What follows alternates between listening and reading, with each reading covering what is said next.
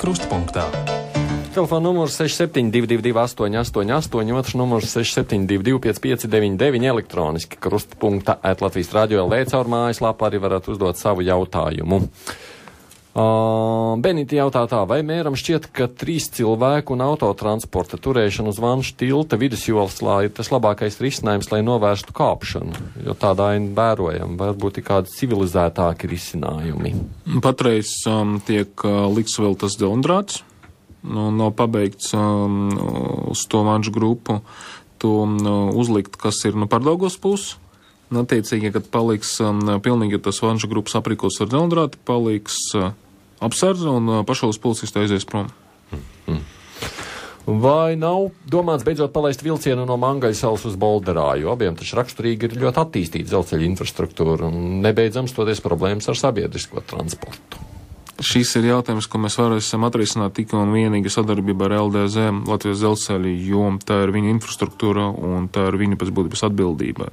Jo pasažieru vilciens, kas nodrošina, teiksim, tā elektrovilcienu kursēšanu no Imants, no Zoltu uz pilsētas centru un tā tālāk, tas nav Rīgas uzņēmums, un tam nav nekāda saistība ar tieši Rīgas pašvaldību. Sarunas ir bijušas dzelzceļa par šo? Patreiz mums ir sarunas par to, kāda veida izmantot etalonu pasažieru vilcienus. Tik tālu mēs esam tikuši, un cerams, ka būs arī, kā mēs visi plānojam, pozitīva sadarbības piemērs. Jā, bet kas attiec savukārt uz šo, droši vien iniciatīvu vajadzētu būt no Rīgas jūsu puses, dzelzceļš jau pats nenāk. Tas ir saistīts ar ļoti lieliem ieguldījumiem infrastruktūru, jo tas nav tā kā palaist vienkārši autobūs. Tas ir saistīts ar dzelzceļu un tas ir saistīts ar vilcieniem. Kas notiek mums ar vilcieniem, mēs diemžēl visi ļoti labi redzam patreiz svērojot to slavenu konkursu. Līdz ar to mēs varam, ko mēs tālāk darīsim. Attīstīsim to transportu, sakārtosim maršrutniekus, bet pavilkt, ka, piemēram, Rīgas satiksme pirktu vilcienus, es to grūti varētu iedomāties tuvāku 6, 7, 8 gadu laiku.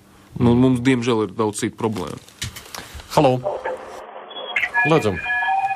Labdien! Gribēju uzdot mēra kungam jautājumu par 15. trolejbusu gala punktu. Vai tur ir mērīti tie trokšņa līmeņi, ko rada trolejbus, kāpēc tik drausmīgu iela panika arī dienas laikā? 15. trolejbusa gala punktā. Jūs domājat, kur centra vai tur? Nē, gala punktā Ķengaragā tieši, ka mums tur viss jāizklēs, vasarā tas nerada problēmas, bet ziemā, kad vajadzēs apkuri sildīt, mēs knapi tā varam sasildīt tos trolejbusus. Un ja tur 6-7 minūtes slēdz, tur viss būs augsts un atkal pasažieri būs neapmierināti. Es pārbaudīšu, es jums patreiz neatbildēšu, bet es parunāšu ar uzņēmumu vadību, kas tur notiek tajā gala punktā. Tas izklausījās pēc kādas darbinieces. Jā, es saprotu, tas nav no iedzīvotājiem, bet no darbiniekiem parunāsim, jo mēs strādājam pie tā gala punkta sakārtošanu, bet ne visu vienlaicīgi, diemžēl. Guns kundze jautā, mūsu mājā ir 16 dzīvokļi, bet mums vienmēr liela nauda par to nesaprotamo ūdens korekciju. Mēs par savu naudu pirkām skaitītājus, katru 4 gadus pārbaudām, kāpēc tas ir vajadzīgs, ja ik mēnesis apmēram pusi mums tagad ir jāpārmaksā. Pārvalde Valdemārs ir bezspēcīgi. Tie, kas nav uzlikuši skaitītājus, tagad iznāk, ka maksā mazāk. 2 soli, ko var izdarīt. Bez būtības 3. Pirmais, ja jūs esat pārliecināts, ka pie jums mājas, kur ir 16 dzīvokļi, visi absolūti vienādi godīgi patērēt ūdeni, kas varbūt atbilst patiesībai, varbūt diemžēl neatbilst, jums vajadzētu vērsties nama pārvaldē, lai viņi palūgtu uzņēmumu Rīgas ūdeni, uztaisīt verifikāciju tam skaitītājiem, kas stāv mājas skaitītājs, kas saskaita ūdeni, kas tiek padota uz visu māju. Ja tas skaitītājs, piemēram, strādā nekorekti, viņš attiecīgi tiks samainīts, un tas jau atrisinās lielu daļu no problēmas. Ja viņš strādā korekti, tas nozīmē, ka problēma ir pie jums mājas. Tad varbūt ir atsevišķi lietotāji, kas, piemana sistēmu. Diemžēl tā arī mēdz būt. Tālāk ir, vai jūs runājat ar kaimiņiem, lai saprastu, kurš to dara, vai jūs varētu izvēlēties likt uz visu māju jauns paudzes skaitītājs, kas pēc būtības neļauj nekāda veida ar tiem skaitītājiem vingrot un to ietekmēt. Bet tur ir nepieciešams, lai par to no jūsu 16 dzīvokļiem par nobalsotu 9. ja 9 dzīvokļi nobalsos par, un, piemēram, pie sevis uzstādīs tos jaunu skaitītājs, pat tie, kas atteiksies tos jaunu skaitītājus slīgt, un ja parādīsies mājās kaut kāda korekcija, tad viņi būs spiesti maksāt par to korekciju. Uz jums tas vairs netieksies. Mums ir mājas, kas jau to izdarījuši, un tur korekcija parasti svārstas 3-4, lielākais 5%, jo, protams, kaut kādi nelieli zudumi pa māju, pa visam trubam notiek. Tas ir loģiski, ja. Nav pilnīgi 100% hermetiska sistēma. Bet, tas zudums starp to, kas ir pados no Rīgas ūdens līdz mājām, pēc tam, kas veidā tas tiek sadalīts, ir pilnīgi loģisks un normāls. Sakot, ja izdodas sarunāt tos 9 dzīvokļus, šo problēmu var tādā veidā atrisināt. Jā, samainot uz pret jauniem skaitītājiem, kas ko nevar ietekmēt. Halo! Labdien! Labdien! Jautājums ir, vai ir plānots, kad uz Rīgas pasažieru ostu var nokļūt ar sabiedrisko transportu? Paldies! Ja mēs runājam par Rīgas sabiedrisko transportu un Rīgas brīvostu. Pasažieru ostu. Jā, es saprotu, kā arī mēs runājam. Tur ir tā, no vienas puses tas pašais termināls, tas ir privāts uzņēmums. Ir jāsaprot. Un viss, kas notiek tajā teritorijā, tam nav nekāda sakara ne ar brīvostu, ne ar Rīgas pašvaldību. Tas sanāca senais kaut kādus laikos, un grūti komentēt, kāpēc tā ir sanācis un kurš ir pieņems tos lēmumus, bet tas ir privāts uzņēmums, kas pilnīgi saimnieko kā jebkurš cits privāts uzņēmums. Līdz ar to, ja mēs runājam par sabiedrisko transportu, iespējams, bet lieta ir tāda, ka tur nav pastāvīgas kustības. Tā kustība ir saistīta tikai ar kādu konkrētu kuģu atnākšanu. Varētu parādīties, piemēram, risinājums, ka tieši ir pielāgots prāmim, kas iet uz Stokholmu. Bez, ka visi zina to sarakstu, un daudziem cilvēkiem tas varbūt būtu ērtāk, kaut gan no tā paša 5. tramvāja tur nav nemaz tik tālu ir jāiet. Ņemot vērā, ka cilvēki parasti uz to pašu Stokholmā ar lieliem čemodāniem nebrauc. Ja mēs runājam par kruīzkuģiem, mums patreiz ir ideja vispār atslogot to pasažieru ostu, uzbūvēt piestātnē Ķipsā, kur patreiz ir tas slavena Smilšu čupa, kur būtu piestātnē 2 pasažieru kuģiem. Tur nevajag nekāda īpaši liela infrastruktūra, nevajag ne termināli, ne taksi, jo cilvēki atbrauc no rīta un aizbrauc prom pa vakaru, tur netiek netirgots ne biļets, nav ne uzgaidīšana zāle kaut kāda nepieciešama. Un viņi uzreiz no tā spiestātnes pa tiltu tiek uz Vecrīgu, kur viņam īstenībā, ja viņi uz vienu dienu ir atbraukuši.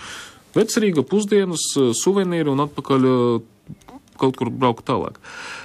Bet ja būs redzams, ka plūsma ir tik liela, ka tam vienam prāmim, kas iet no rīta kas no rīta atnāc no Stokholmas un pa vakaru aizbrauc uz Stokholmu, ir nepieciešams vēl klāt sabiedriskais transports, tad mēs to liksim. Ja mēs neredzēsim, ka tur ir tāda plūsma un ka cilvēkiem pietiekuši izmantot pašu 5. tramvāju cits variants, tad nē. Pie kā var meklēt juridisko palīdzību, prasa Aija, ja īrniekiem ir domstarpības ar Rīgas nama pārvaldnieku priekšnieku Straubskungu par to, kā piemēro soda naudu aprēķināšanas metodika konkrētiem dzīvokļiem. Ja mēs vispār runājam par sodu naudām, es gribētu atzīmēt, ka patreiz ir iespējams vienkārši tikt vaļā no visam sodu naudām. Vienkārši vajag atnākt uz tuvāko APC apmeklētāju pieņemšanas centru, salikt mieru izlīgumu, to var izdarīt līdz 31. decembrim, un attiecīgi šī mieru izlīguma rezultāta sodu nauda vienkārši tiks norakstīta. Un mums tika pa jūlis, tomēr, tā ir vasara, diezgan tāds mierīgs mēnesis. Vairāk nekā 3000 mieru izlīgumu jau ir noslēgti. Mums kopējais parādnieku skaits ir ap 60 000. Tādi parādnieki, kas ir tiešām parādnieki, kas nav, teiksim, no kaut kādu īstermiņu un iemeslu dēļ nesamaksāja nelielu summu. Tie ir apmēram 24 000. Mums tikai pa vienu mēnesi atnāca pa jūli 3000. Un cilvēki ļoti aktīvi slēdz tos mieru izlīgumus un arī ļoti aktīvi atmaksā parādu pamatsumu. Ir bijuši jau NT gadiem, kad cilvēks atnāca, viens konkrēts piemērs, viņam parāds bija virs 3000, kopējais, no tā soda nauda bija 1,5, vispārējais pamatsumma, viņam norakstīja to 1,5, viņš uzreiz aizgāja kasu un samaksāja pamatsummu. Kas uzņēmumam ir ļoti izdevīgi, jo mēs varam iekasēt to pamatsummu, mums nevajag taisīt biznesu un nekad nebija tāds plānos. Tas īstenībā arī nav nekas biznes uz soda naudu. Mums vajag, lai viņš cilvēkiem maksātu par tiem pakalpojumiem, kas viņam bija sniegti, vēl ņemot vērā, ka liela daļa no tiem pakalpojumiem mums ir tranzita pakalpojumi, kas siltums. Siltums tur taču arī ir iekļauts. Mums tas siltums visu laiku ir nepārtraukti galvas sāpe, jo to piegādāt cits uzņēmums, kam ir jāmaksā. Protams, ja iedzīvotāji nevar samaksāt, tad tas nozīmē, ka vajag vai no atslēgt apkuri vai vienkārši to nepieslēgt. Uzņēmums visu laiku ir spiest ņemt kredītus, overdraftus, lai to tomēr apmaksāt un pieslēgt. Un ja cilvēki tagad, pateicoties tam, ka ir norakstīts soda naudas atmaksa paradus, tas ir ļoti labi. Bet, atgriežoties pie jautājuma, ja jums ir konkrētas pretenzijas, piemēram, pret kaut kādu konkrētu jautājumu, varat, piemēram, ka kapitāla daļu turētājiem uzrakstīt man, vai atsūtīt oficiālu vēstuli, vai vienkārši uzrakstīt man uz e-pasta. Man ir ļoti vienkārši e-pasts vārds.uzvards @Rīga.lv, Nils attiecīgi Uzsākovs Rīga.lv, sūtiet, un tad, skatīsimies. Klausos? Labdien! Labdien! Kāpēc tādās bagātās pašvaldībās kā Rīga un Jūrmala nav par velti zvanīšana uz pašvaldības policijas tālruni? Es pastāstīšu piemēru. Dzīvoju 9. stāvā un šeit tad redzu, ka kurina kaut ko riepas, piemēram, melni dūmi veļās. Tad es zvanu uz 112, tad man citreiz viņi pieņem sūdzību, citreiz saka zvaniet uz pašvaldības policiju. Bet, es vēlētos, lai tas būtu bezmaksas numurs. Mēs darīsim otrādāk. Mēs tomēr vēl stiprināsim tālāk sadarbību, jo nevajag, lai cilvēks, kas dzīvot imantā, no galvas atcerēts pilnu tur rastumu dzimumu numuru. Jā. Nē, mēs stiprināsim sadarbību, lai cilvēks, kāds viņam nebūtu jautājums, piezvanīt uz 112, un pēc tam tālāk, ka tomēr tas būtu tas izsaukums pāradresēt vai uz valsts policiju, vai uz pašvaldības policiju, jo ne par to, vai tas numurs ir maksas vai bezmaksas, bet par to, ka cilvēks, viņš nekad mūžam nemēģinās atcerēties 8 ciparus, iesirknim, kas ir Viestura prospekta. Zveselniekums jautā, vai nesnāks tā, ka ja jūs zaudēsiet vēlēšanās, tad tas nākamais uzvarētājs varētu atrasties pie sasistas silas, jo visa nauda būs iztērēta dotācijās Rīgas satiksmei. Ar domu, ka vai jums tas nerada pārāk lielu drobu budžetā? Pirmkārtam, varbūtība, ka kādam citam izdosies uzvarēt, nav īpaši augsta. Sāksim ar to, un mēs ļoti labi plānojam budžetu, turot prātā, ka mums vajadzēs nostrādāt vēl vismaz 4 gadus, bet piemērs. 9. gada kopējais pašvaldības rezerves apjoms bija 88, ja es nemaldos, 87 miljonu lati. Patreiz tas ir pie 80. Tas ir nereiķinot vienkārši, ja mums būtu tie 10 miljoni vēl palikuši, kas patreiz ir iesaldēti Krājbankā, tad mums būtu rezerves apjoms lielāks nekā bija 9. gada, kad mēs atnācam Rīgas dome, un pēc tam sekojas atvainojas krīze, vispārēji samazinājumi, nodokļi bija samazināti. Mēs taču speciāli saskaitījām. Mēs par šo laiku tikai valdībai palīdzējām. Ņemot vērā, ka bija visu laiku izmaiņās ar iedzīvotāju ienākumu nodokli, kas mums ir galvenais ieņēmuma avots, vispārēji samazināts dotācijas un tālāk 90 miljoni no Rīgas pašvaldības aizgāja uz valdību. Bet tā rezerve paliks apmēram tikpat liela, kā bija arī 9. gada, kad mūsu sasaukums ir uzsācis to darbu. Halo! Lūdzu! Labdien! Man būtu jautājums mēra kungam par sabiedriskā transporta jautājums viens tāds, ja? Konkrēti par, attiešanu laiku, visu to sarakstu lietu, vai ne? Viņš internetā ir, vai ne? Bet jautājums ir kur? Gadu atpakaļ vēl bija brīvi pieejams mobīļos telefonos. Bija tāds formāts viņiem, ka uzspied, jebkurā Rīgas vietā uzspied, sameklēt transportu, redz laiks, viss tā tālāk. Tagad kaut kur pusgadu pēdējā laikā ir papildus lielās lapas kaut kāda veida. Telefonos parādās izziņa. Lielā lapa nevaram parādīt. Internets tā līdz nenēsā viss, vai ne? Vai nevar atgriezt kaut kādu vēl vienu lapu uztaisīt, lai arī visos telefonos būtu tā, kā bija, teiksim, pusgadu iepriekš. Ļoti ērti un patīkami. Tas bija runa par to vapu sistēmu, kas Rīgas satiksmē bija tiešām kaut kas tur bija nomainījies. Jā, varētu būt kaut kas ir izmainījies, varbūt ar atsevišķiem modeļiem tagad nestrādā. Es palūkšu, lai pārbaudītu, jo ir absolūti skaidrs, ka absolūtais vairākums no tiem cilvēkiem, kam ir interesi apskatīties interneta sarakstu, viņi to darīs caur telefoniem vai viettelefoniem, bet nevis mājās, sežot pie stacionāriem datoriem. Uldis jautā par avīzi Tava Rīga. Vai pašvaldībai ir atļauts pieņemt šādus nesaprotamus ziedojumus, kad ar pilsētas notikumiem tiek aizpildīta partijas apmaksāta avīze?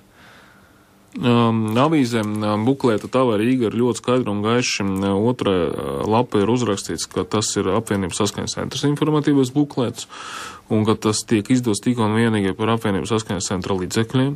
Un apvienība ir tiesības informēt savu auditoriju par to, par ko viņi uzskata par pareizi. Ja mēs runājam par, teiksim, saskaņas centra informatīvu buklētu Rīga, ir redzam, ka šis buklets arī informēs par to, kā strādā no Saskaņas centra ievēlētie domas deputāti, ieskaitot domas priekšsēdētāju.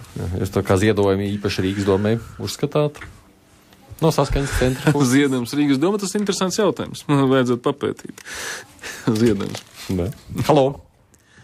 Labdien! Labdien! Šeit jums zvana no Juglas ielas.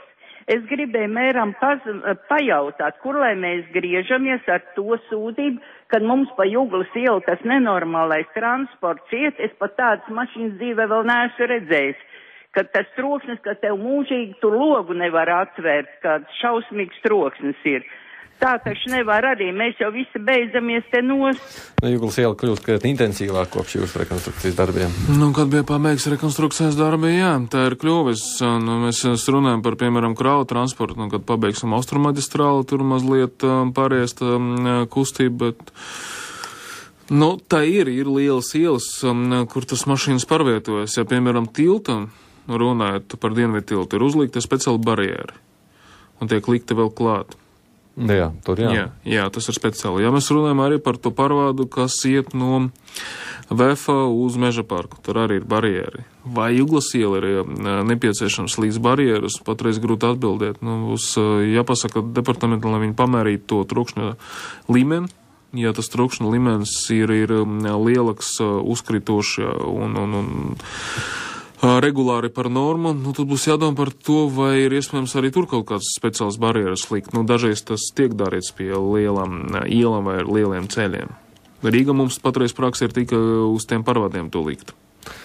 Divi jautājumi, kas varbūt mazliet pārklājas, tāpēc nolasīšu abas, bet tā paralēli. Viens jautā, vai jums tiešām būtu daudz problēmas, ja jūs arī tiem pensionāriem, kas nedzīvo Rīgā, ļaut braukt sabiedriskajā transportā pa velti, jo viņi jau tāpat savu vecumu dēļ reti iebrauc Rīgā. Mazliet kāds nerīdznieks jautā, un otrs jautā, vai jūs vispār atcelt braukšanas maksu Rīgā, visiem neietaupīt vairāk naudas uz iedzīvotāju saimnieciskās aktivitātes pieaugumu. Jā, mēs sāksim ar otro jautājumu. Ja mēs runājam par bezmaksas transportu, par to piemēru, kas patreiz tiek iztenots Tallinā, mēs ļoti gribam paskatīties, kas pie viņiem noteiks un kā pie viņiem noteiks, un cik reāli tas viņiem izmaksās, lai mēs varētu saprast, cik tas izmaksāt Rīgai. Un tad mēs varēsim par to runāt. Patreiz, ja mēs 1:1 ņemam viņu plānus, tas Rīga izmaksāt apmēram pie 35 miljoniem, tas ir minimāla gada, ko mēs vienkārši patreiz nevaram pavilkt. Protams, tur var būt pieaugums saimnieciskam aktivitātam, bet tas nebūs tik liela mērā, lai nosegtu uz 35 miljonus lācis. Ja mēs runājam par sabiedrisko transportu, kas patreiz, piemēram, ir brīvbiļets Rīgas nestrādājušiem pensionāriem, un no 1. septembra būs jau visiem Rīgas skolēniem, gan tiem, kas ir deklarēti Rīga, gan tiem, kas mācās Rīgas mācību iestādes. Tā ir tā lieta, ka mēs neesam valsts, mēs esam pašvaldība. Līdz ar to mēs varam sniegt pakalpojumus saviem pašvaldības iedzīvotājiem, kas ir piedeklarētas. Tas viss, tas sociāli pabalsti, piemēram, brīvbiļets, cits atlaides, sociālais vai pašvaldības mājoklis, cita veida pakalpojumi. Katra pašvaldība sniedz sava pašvaldība piedeklarētiem iedzīvotājiem, jo pretī saņem attiecīgi no šiem iedzīvotājiem iedzīvotāju ienākumu nodokli. Un tā ir tāda sistēma. Un mēs neko citu arī, ja mēs gribētu izdarīt, nevarētu izdarīt, jo, tā ir. Tas pats mēs šodien, rītdien skatīsim jautājumu par balvām sportistiem, kas piedalās olimpiādi, bet tie būs atkal Rīgas sportisti. Tāpēc, ka mēs varam iedot Rīgas sportistam, tie, kas ir Rīgas, tāpēc, ka mums nepatīk Kuldznieki vai Valmieras, vai kāds cits, bet, vienkārši tāda mums ir ierobežojumi kā pašvaldība. Jā, lūdzu. Labdien. Man tāds jautājums ļoti smags, ziniet, atkritumu šitie lielie konteineri pie pašas mājas logiem un balkoniem, pāriet. Es nosaukt. Adresi konkrēti jums prasa. Griegura 4, ja, un, ziniet, smirt un putekļi, kad viņš met, un divi galvenais divi, kamdēļ viņas tik lielas divi tie, ja, un mašina smaga, sienas trīc, māja sabruks, šita māja, paneļu māja, viņa sabruks vienkārši, ja. Griegura 4, paskatīsimies, ko tu vari izdarīt. Andrejs prasa, kāpēc, kad Rīgā klāja asfalta segumu, vienalga ir problēmas ar augstajām apmalēm. Ar tādu domu, ja cilvēki brauc invalīdi, ir tas nobrauciens, bet viņā vienmēr ir tāda lieta, ka ar tiem ratņiem vienalga nevar īsti uzstumties augšā. kāpēc atstāja to apmalu, nenolīdzina līdzi ar uzbraucienu? Neliela parasti atstāja, vai tagad daudzas vietas jau pilnīgi izlīdzina. Ja tie ir nepabeigtie darbi, bieži vien cilvēki sūdzas, ka apmales ir pārāk augstas, bet, tas nozīmē, ka vienkārši nebija otrais slānis, ja mēs runājam par asfaltu uzlīgs. Parasti, vai minimāls apmales tiek atstāts, kas, uzskat, ka tas netraucē, vai pilnīgi ir izlīdzināts. Runāsim par to, lai vairāk izlīdzinātu. Halo! Labdien! Labdien! Man būtu tāds jautājums. Es pagājuši piekdien braucu Rīgā, var sakot, gaidīju satiksmi mikrobusiņi, kas iet prom uz Cengaragu. Un tas ir 9:00. Un es nogaidīju no 9:00 līdz 10:20. Un tur jums ir parādīts tam maršrutam 216. Klāt Rīgas satiksmes numurs. Es zvanu uz to numuru. Un man saka, pagaidiet, es jums atbildēšu. Nogaidu 20 minūtes, neviena atbilde. Es nogaidu vēl gandrīz 40 minūtes, neviena atbilde. Jūs attiecīgi mikroautobusu gaidījāt? Jā, mikroautobus. Man vajadzēja tik līdz Lido. No 10:09, tas ir 21. Un es nogaidīju līdz 22:20 un 3 reizes zvanīju. Un uz jūsu tā numuru, kuri būtu jāatbild, viņa pateica, es nezinu, kur ir. Es saku, kā jūs nezināt, kur ir transports? Labi, garāk nevarēšu. Tur ir sekojuši. Patreiz Rīgas satiksmē koordinē to jomu, bet visu pakalpojumu sniedz privātie. Un ar attiecīgi tā meitene, kas 10:00 vakarā sēž Rīgas satiksmē, viņi fiziski nevar zināt, kas ir noticis ar konkrētas privātu kompānijas, konkrētiem tiem mikriņiem, ar konkrētu šoferi, ko viņš dara. Viņš aizmirst kaut kur aizbrauc spāēst, vai nedodies varbūt viņam šodien kaut kāds cita plāni, jo viņi to sarakstu ievēro patreiz vēl joprojām ļoti nosacīti. Un viens puses atvainojot, ka tur ir uzlikts Rīgas satiksmes telefona numurs, bet viņš ir uzlikts tādiem, lielāk mērā vispārējā rakstura jautājumu un atbildēt uz jautājumu Rīgas satiksmes, par kur ir tas privāts kompānijas konkrēts autobus, meitene nevarēja un arī nevarēja. Varbūt tomēr vajag likt tad arī tās privātās kompānijas numuru. Var, protams, tur saimnieka mobila telefona numuru uzlikt. Zinu, ko cilvēks darīt. Kalniņas kundze jautā, 2 bērnu mamma, laikam mūžīgo jautājumu, kad Rīgā tomēr bērniem būs visiem pieejami bērndārzi, ja mēs jau stāvam rindās gadiem ilgi? Mums ar to atrumu, kas patreiz ir, mums ir izdevies to rindu samazināt, reāli rindu praktiski jau 2 reizes, plus mums ir pie 2000 saņem pat tiem 93 latiem, tie, kas apmeklē privāts bērndārs, izdevies ļoti liela mēra pavirzīties uz priekšu, jo, pēc būtības iepriekšējais sasaukums ar tam vietam bērndārs vispār nav nodarbojas. Mums viss ir uzkrīts ar to milzīgu rindu un ar finansiālu krīzi, un neskatoties uz to, 2 reizes ir mazāk rinda. Un tie cilvēki, kas saņem 93 latus, tas arī ir ļoti liels atbalsts. Un tagad no 1. janvāra tagad tiek strādāts pie tiem noteikumiem, tur jau pie pēdējiem niansam. Bet ja patreiz, agrāk bija tā, 30 lati, ja tu nevari tikt uz pašvaldību piedarošu bērndārzu. Pēc tam bija jauna sistēma, ko mēs piedāvājam jau. 93 lati, bet tev vajadzēs stāties ārā no rindas. Tagad no 1. janvāra viss. Tev nevajadzēs stāties ārā no rinda. Viss saņems tos 93 lātus, un tos 30 lātus pārvērtīsim arī par 93. Tas nozīmē, ka visi tie, kas nevar apmeklēt pašvaldību piedarošu bērnu, viņi saņems par tiem 93 latiem. Bet, kad jums šķiet, ka tā rinda varētu pazust pavisam? Ņemot vērā gan tendenci ar demogrāfiju, gan to, cik katram mums sanāca ar tām jaunām grupiņām, tas ir apmēram 1,5 gads. 1,5, maksimums 2, no to, ko mēs patreiz redzam. Halo! Labdien! Labdien! Es lūdzu gribēju pateikt mūsu mēram visu lielāko paldies. Paldies! Savu un citu draudziņu vārdā. Par visu labo darbu. Paldies! Paldies arī jums liels! Labs vārdas.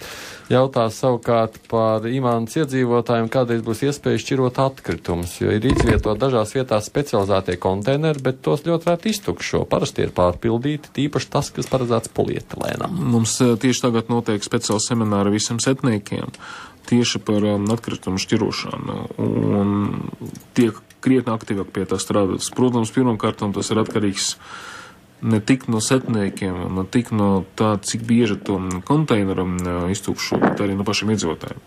Jo tas konteiners stipri iespējams ir pārpildīts, jo tur samest viss, kas bija pie rūkas daudziem iedzīvotājiem, kas gāja ārā no mājām. Tā arī, diemžēl, tā specifika.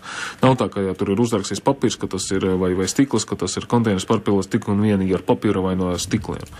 Izdarīt tur samest viss kas. Un strādāt no vienas puses, lai setnieki būtu labāk tam sagatavot, no otras puses, lai iedzīvotāji tomēr to izmantot. Tas ir galvenais mūsu pienākums.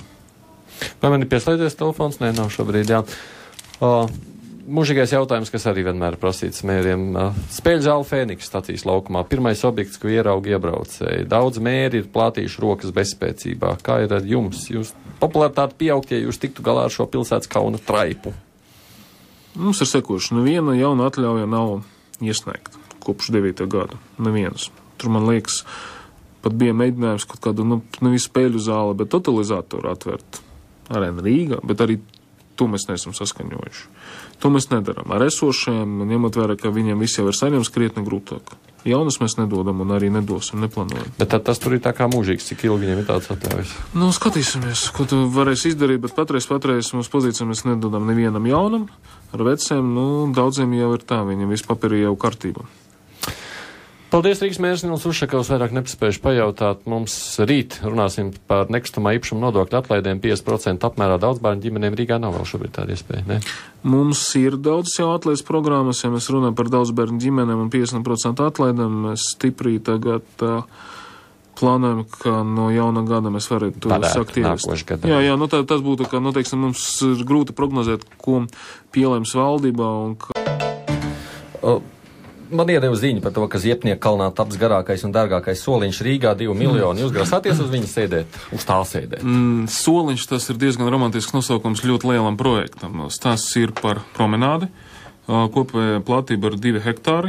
Garums jau virs tiem 500 metriem. Tas soliņš, tas ir saukts soliņš, tas projekts, tāpēc, ka viens no tiem galveniem elementiem, pamanāmākiem elementiem būs tieši soliņš, bet tur ir stāsts par brūģi, par pazemes komunikācijām, par apgaismojumu, par visu pilnīgu teritoriju sakārtošanu.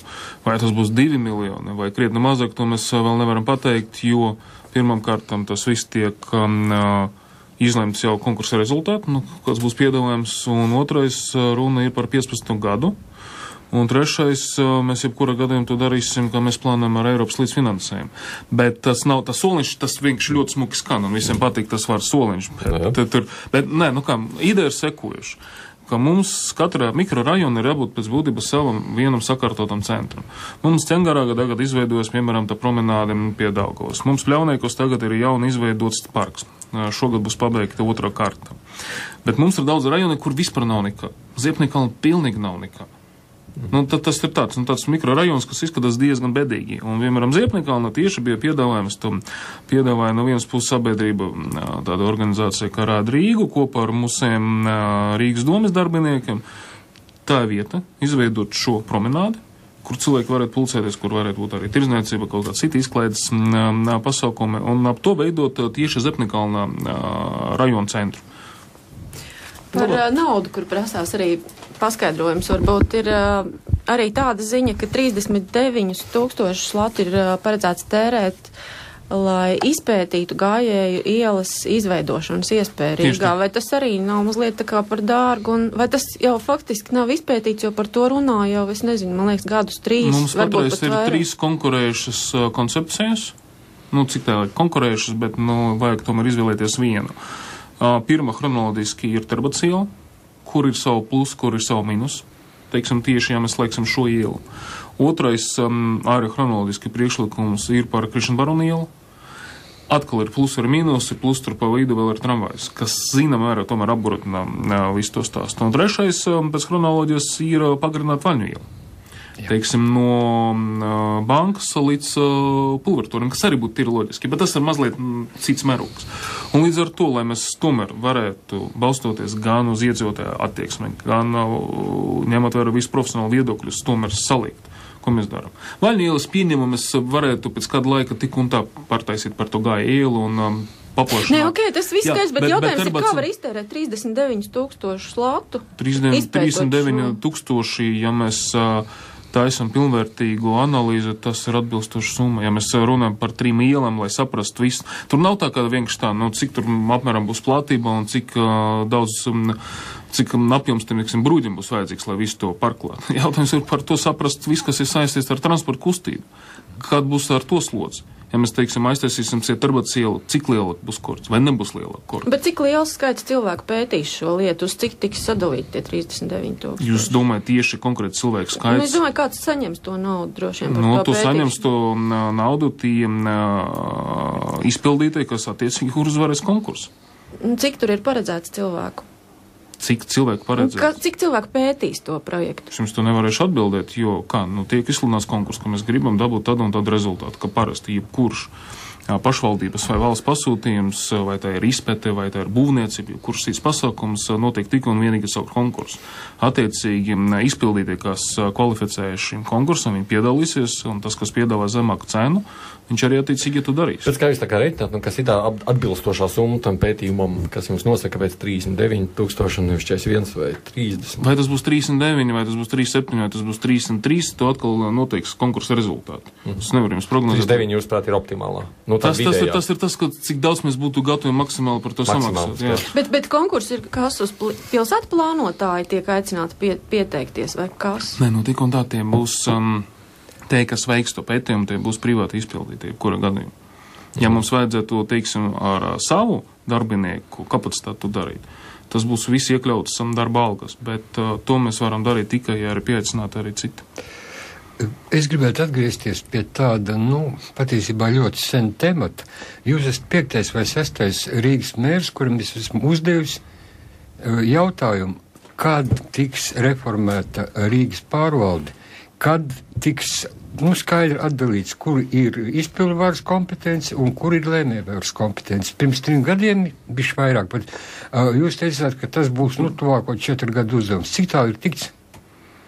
Pagaidām strādājam pie tām, bet mums bija galvenās prioritātes visu šo laiku. Mums bija ekonomiska krīze, mums bija daudz citu problēmu, lai mēs sāktu paralēli visam tam reformēt arī pārvaldi. Ko nozīmē strādājot pie tā, es tā kā mēģinu saprast. Tas ir tāds ļoti... Nē, ir daudzas koncepcijas, kas saistīts ar to, kāda veida to var darīt, kāda veida to var nedarīt, jo mums ir mums pēc būtības visu pašvaldība strādā pie tā paša principa, ka Rīgas doma. Tagad jūs sakāt, tas nav tas svarīgākais jautājums. Patreiz tas nav tas jautājums, kas mums būtu.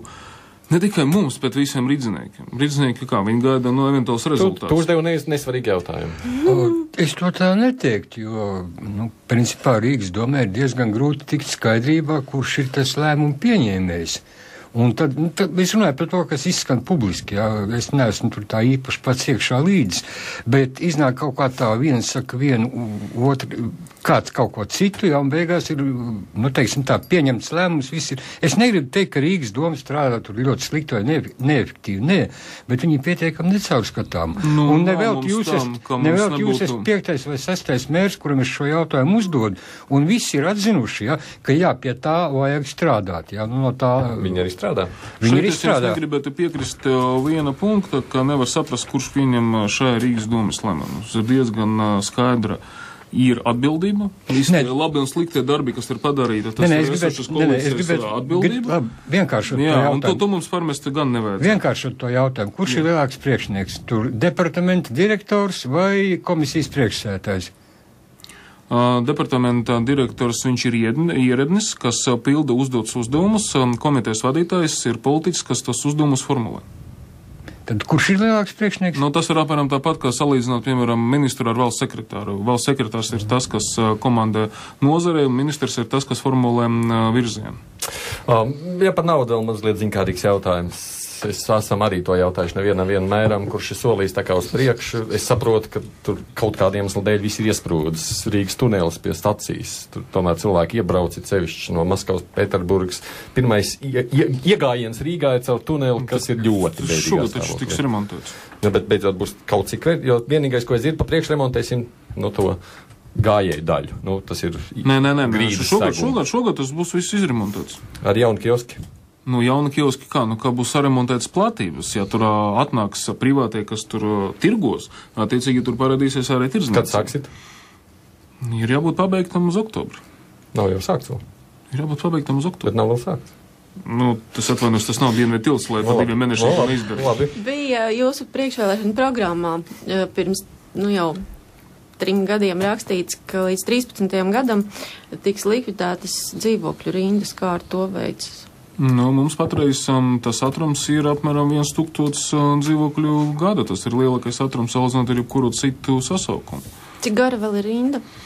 Mums sarūkā no 10 000 līdz 6 ar kapekam.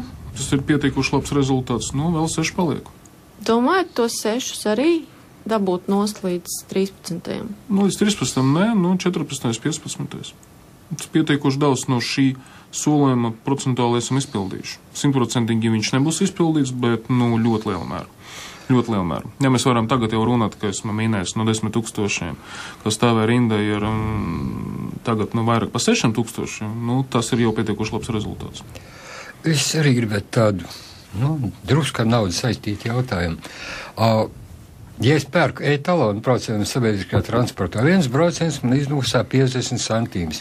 Ja es eju tur pie autobusu šofēra, pie tramvaja vadītāja, man jāmaksā 70 centīmi.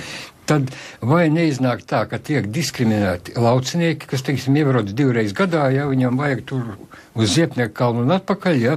Vai netiek diskriminēti turisti, iebrauc tāds kruīzes kuģis, nokāp tāds, itālietis, ja? Kurš zina, ka Rīgai tikai viena lieta, kas jāapskatās, tie ir brāļu kapi, ja? Un no viņiem mēs plēšam tos 70 centīmus, vai tas nav drusku tā, pakārtoti tam, lai spiestu cilvēks pirkt e-talonu? Te diskriminācijas elementi parādās. Diskriminācija varbūt tas jau vairāk izklausās pēc kaut kādas sazvērstības teorijas. Pirmais, mēs negribam, lai cilvēki pirktu biļetes no šoferiem, jo tas apgrūtina viņu darbu.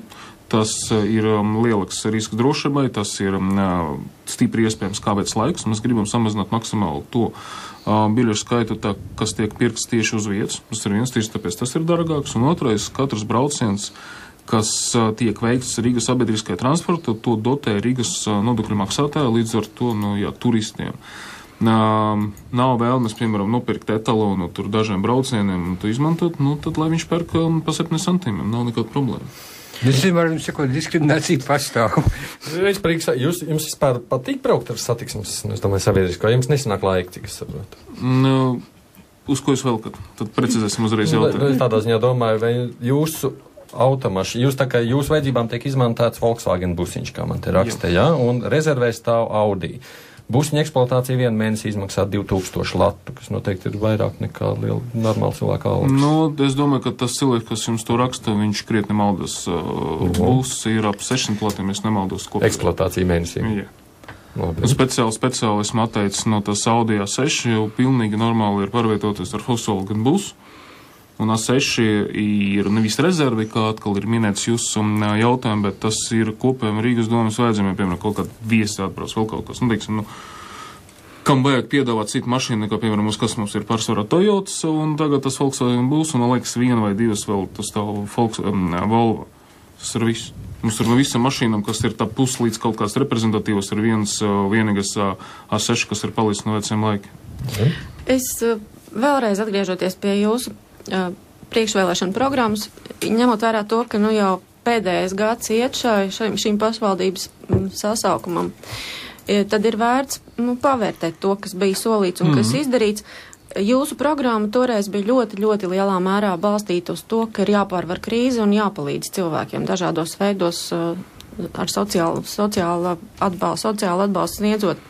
Bet pēdējie teikumi jūsu programmā, es atgādināšu, bija tādi, ka pareizi izvēloties prioritātes un attīstības mērķus, Rīga spēja kļūt par Baltijas un Ziemeļeiropas metropoli un izmantojot savu galveno priekšrocību geogrāfisko izvietojumu, Rīga spēja kļūt par attīstītu finanšu inovāciju, tranzītu un biznesa centru. Vai jūs varat nosaukt kaut ko tādu, kas ir izdarīts finanšu attīstībā, inovācijās, Rīgā, tranzītā un biznesa? Ja mēs runājam par to, kas ir izdarīts, lai padarītu Rīgu par nozīmīgāku pilsētu šajā reģionā, sāksim ar to, ka mums ļoti labi strādā brīvosta. ja es nemaldos, ja mēs runājam par šo gadu, tikai Rīga un Ventspils no visiem Baltijas ostam parādīja pieaugumu. Citas valstis, Igaunija un Lietuva, bija samazinājums, kas ir ļoti labs rezultāts. Un otrais, ko mums ir izdevies tieši par šiem 3 gadiem izdarīt, kas bija viennozīmīgi veiksmes tas ir turisma joma. Mums ir turistu skaits pieaudzis pamanām, to neviens nevar apšaubīt. Mums to pašu kruīzu kuģu skaits šogad būs pie 100. Agrāk bija kādi 20 kapēkam. Šī joma attīstās ļoti labi, un to mēs darām. Mēs no katra punkta, kas bija mūsu programma, mēs esam ļoti daudz izpildījuši. Par Rīgas brīvostu viens no bēdīgākajiem gadījumiem bija tieši tas, ka Japāņi neatnāca pie mums, bet aizgāja pie Igauniem uz Tallinu, vai kaut kas tika darīts šī jomā, lai izdarītu secinājumus un domātu, kāpēc tā notika, un varbūt kaut ko mainītu Rīgas brīvostā. Ir katra uzņēmuma, kas nodarbojas ar komerciju, veiksmīgas dienas un ir neveiksmīgas dienas. Mēs varam arī tos sportiskus piedalās olimpiādi un nesaņem zeltu uzreiz nošaut, tāpēc, ka viņi nesaņem zeltu. Dažreiz tā ir, ka uzvarēja Tallinu. Novēlēsim viņam veiksmes un strādāsim labāk, lai nākamreiz būtu mūsēji. Jā, reizēm Jo es atvainojos, ja vienkārši zaudēt kontraktu Tallinai, tas nav kā zaudēt kontraktu, osta Ipiķa pagastu.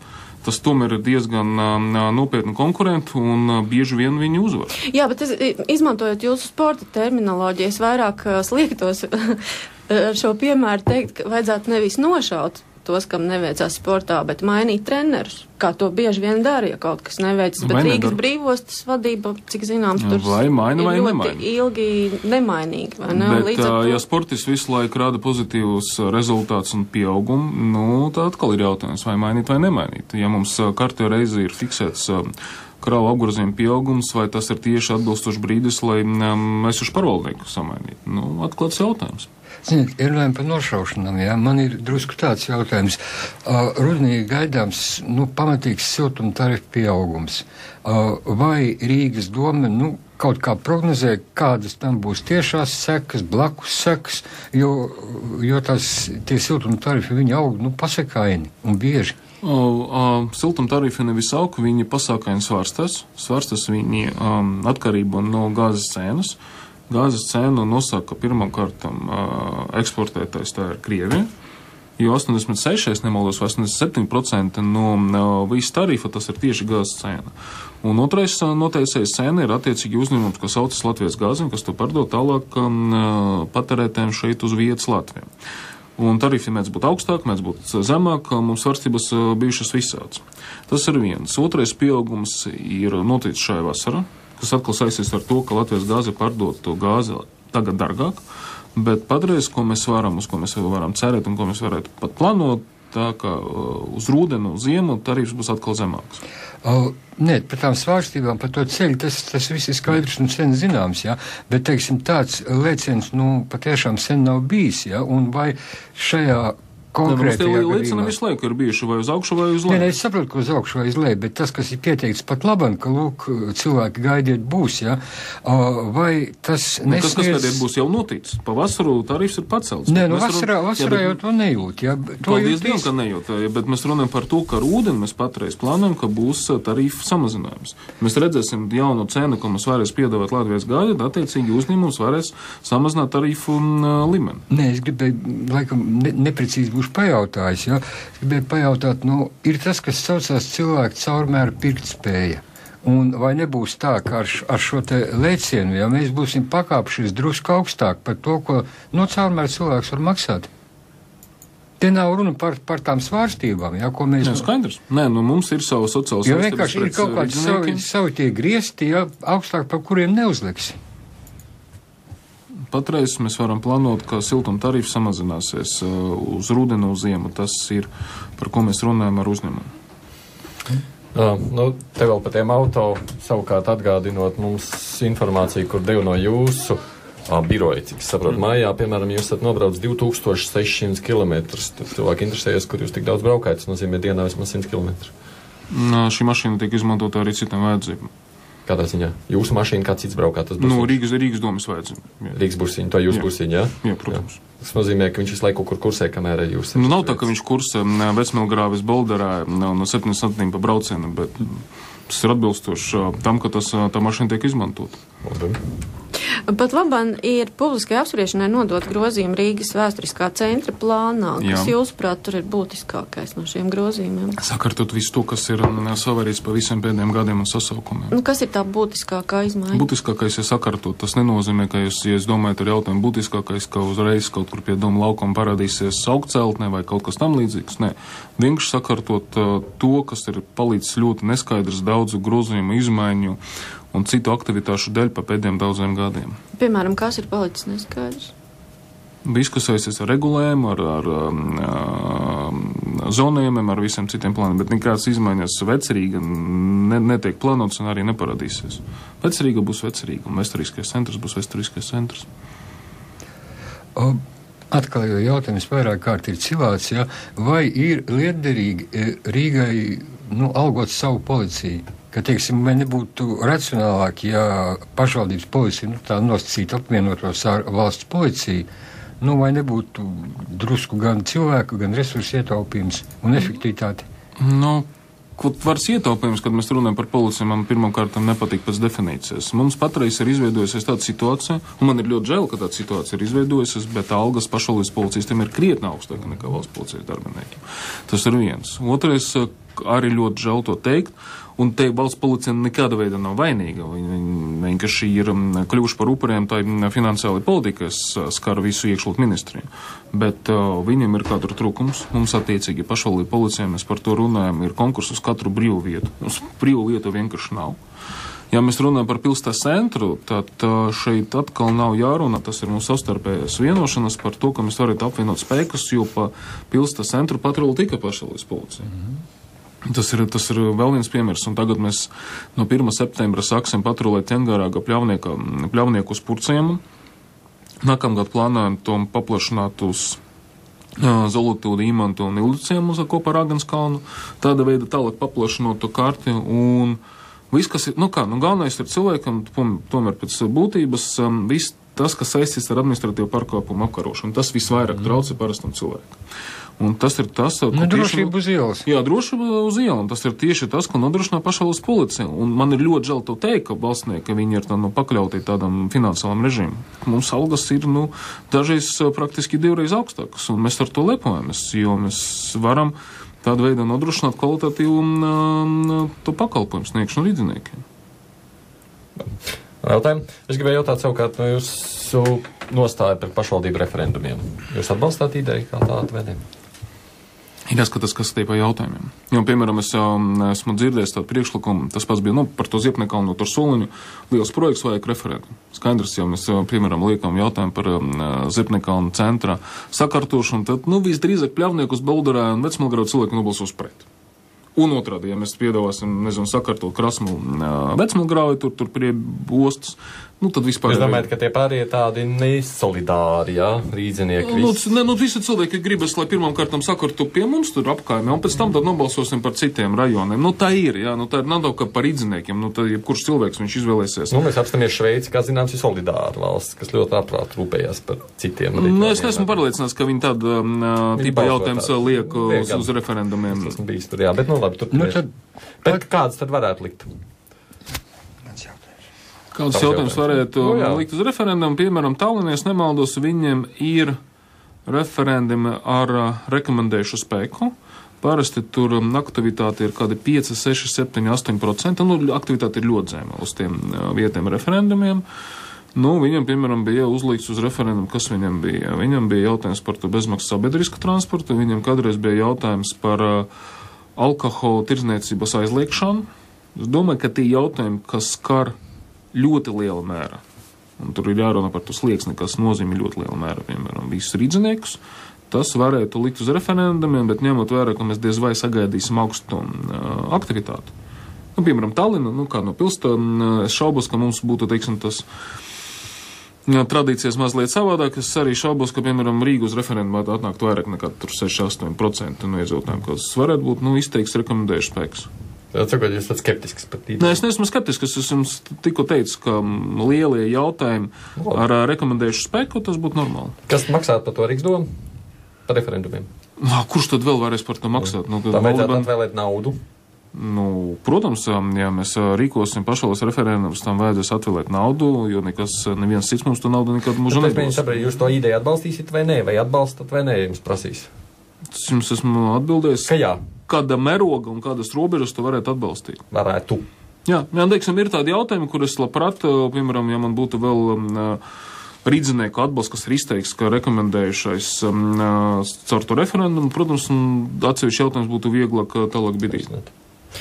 Es gribēju jums jautāt, kas ir izdarīts jau gatavojoties nākamajām pašvaldību vēlēšanām no saskaņas centra puses, ko jūs esat jau paveikuši un tādā ziņā, ka veidojot savu jauno programmu, kas varētu būt tas pamat moto? Mums programma būs ārkārtīgi piezemēta, tā ir ziņa, ka mēs izstāstīsim detalizēti, ko mēs esam izdarījuši, un tikpat detalizēti izstāstīsim, ko mēs darīsim. Ja, piemēram, mēs runāsim par apkaimju sakārtošanu vai skolu remontdarbiem vai labākiem ceļiem, tad mēs nerunāsim vispārīgi, mēs runāsim ar konkrētiem adresiem, konkrētiem projektiem un konkrētiem laikiem, kā piemēram Ziepnikalna, Slāvēnais soliņš var parādīties 15. gadā, piemēram, Purciemam attiecīgi rajona centra izveidošana varētu parādīties 16. gadā. Mums būs ļoti precīza un detalizēta programma, kas būs vienkārši tālāks, kas mūsu vīzē ir pareizāks pilstas attīstības ceļš, ko mēs piedāvāsim rīdziniekiem. Vai jūsu programmā līdzās saimnieciskiem jautājumiem būs arī starpnacionāli? Nē, šis ir pašvaldības vēlēšanas. Vēl kādi jautājumi? Viss? Kolēģiem? Viss? Nacionālajiem jautājumiem mēs atvēlēsim vēl lielu finansējumu latviešu valodas kursiem. Tas pēc būtības būs vienīgais. Klausītājiem ir ko jautāt, neapšaubām Rīgas mēram, tāpēc paldies kolēģiem. Odīta Krenberga, TV3 nekā personīgi, Askals Rodiņš, žurnāls Ir. Mēs pēc brīža turpinām. Klausītāji varēsiet zvanīt, rakstīt, uzdot savus jautājumus. Runājot par daudz bērnu ģimenēm un 50% atlaidēm, mēs stipri tagad plānojam, ka no jauna gada mēs varētu to sākt ieviest. Jā, tas būtu, ka, teiksim, mums ir grūti prognozēt, ko pielēms valdībā un kādas plānas viņa rezultāti īstenos, bet ir stipri iespējams, ka Rīgas pašvaldības ietvaros daudz bērnu ģimenes to saņems. Mēs par to, kā tas varētu notikt visā valstī un kas ir visi tie klupšanas akmeņi, runāsim rīt arī vairāk raidījumā. Rīt arī brīvais mikrofons, varēsiet zvanīt, izteikties par visu, ko jūs domājat. Šīs dienas raidījumā var savukārt noklausīties atkārtojumā 9 vakarā pēc ziņām, protams, internetā mājaslapa www.latvijas.radio.lv, jebkurš raidījums arī dzirdams, bet producenti bija Ingrīda Ābola un studijā šeit bija arī es, Aidis Tomsons.